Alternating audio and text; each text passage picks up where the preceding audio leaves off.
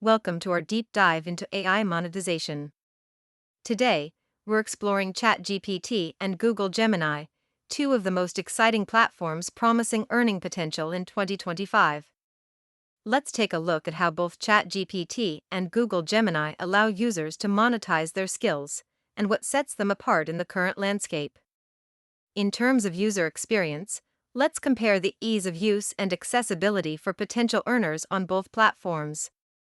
Now, we dive into the revenue models, analyzing the different payment structures offered by ChatGPT and Google Gemini. Evaluating market demand is crucial. Let's see how the services provided by each AI are positioned in the market for 2025.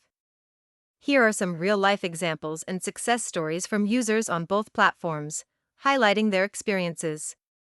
Let's discuss the potential for growth and future predictions regarding earnings with ChatGPT and Google Gemini.